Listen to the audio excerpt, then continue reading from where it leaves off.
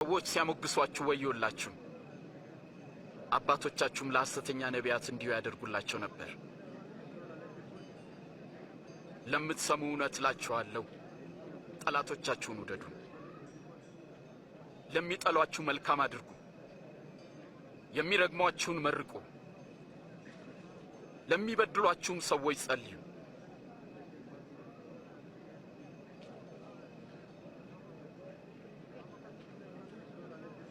ማንንም አንደኛውን ጉንጭን ቢመታ ሌላውንም ደግሞ አዝረስጠው እርሱ ለሚያመሰግኑትና ለክፎች ቸር ነውና ሩሩዎች ሁኑ አባታችሁም ሩሩ ነውና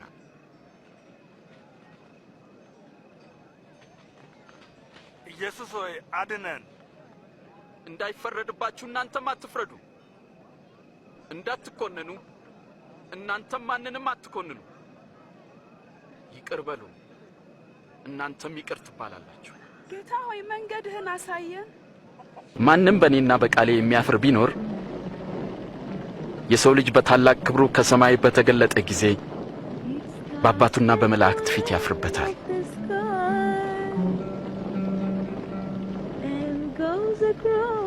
እውነት እላችኋለሁ በዚህ ከሚቆሙት የእግዚአብሔርን መንግሥት እስኪያዩ ድረስ ሞትን የማይቀምሱ አሉ ሰው ዓለምን ሁሉ ቢያተርፍ ነፍሱን ግን ቢያጎድል ምን ይጠቅመዋል ሕዝቡ እኔን ማን ይለኛል አንዳንዶች መጥምቁ ዮሐንስ ነህ ይሉሃል ሌሎች ደግሞ ኤልያስ ነው ይላሉ ሌሎች ደግሞ ከቀደሙት ነቢያት መካከል አንዱ ተነስቷል ይላሉ እናንተስ ደግሞ እኔን ማን ትሉኛላችሁ አንተ ክርስቶስ ነህ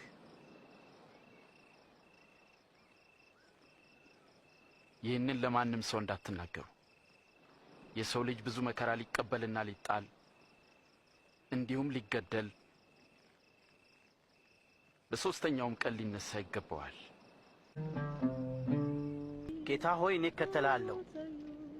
ግን አስቀድሜ ሄጄ ቤተሰቦቼ ልሰናበት ማንም እርፍ ጨብጦ ወደ ኋላ የሚመለከት ቢኖር ለእግዚአብሔር መንግሥት የተገባ አይደለም ማንም በኋላዬ ሊመጣ የሚወድ ቢኖር ራሱን ይካድ መስቀሉንም ተሸክሞ ዕለት ዕለት ይከተለኝ ማንም እኔን የሚቀበል የላከኝንም ይቀበላል እግዚአብሔር ይባርካችሁ ስትጸልዩ እንዲህ በሉ በሰማይ የምትኖር አባታችን ሆይ ስምህም ይቀደስ መንግሥትህ ትምጣ ፈቃድህ በሰማይ እንደሆነች እንዲሁም በምድር ትሁን የዕለት እንጀራችንን ስጠን የበደሉንን ይቅር እንደምንል የእኛንም በደል ይቅር በለን ወደ ፈተናም አታግባን ከክፉ ሁሉ አድነን እንጂ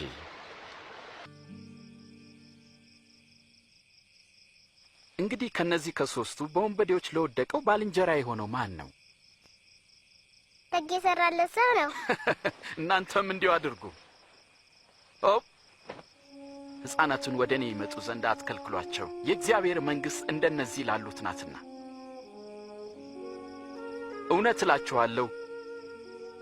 የእግዚአብሔርን መንግሥት እንደ ሕፃናት የማይቀበላት ሁሉ ከቶም ወደ እርሷ አይገባባትም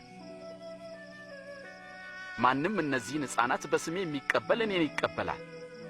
ማንም እኔን የሚቀበል የላከኝንም ይቀበላል ከእናንተ ታናሽ የሆነ ከሁሉም ታላቅ ይሆናል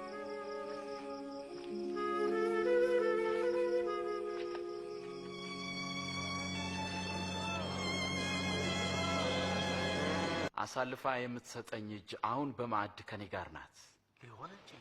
የሰው ልጅ እንደተወሰነው አልፎ ይሰጣል አሳልፎ ለሚሰጠው ለዚያ ሰው ግን ወይ ሊሆን አይችልም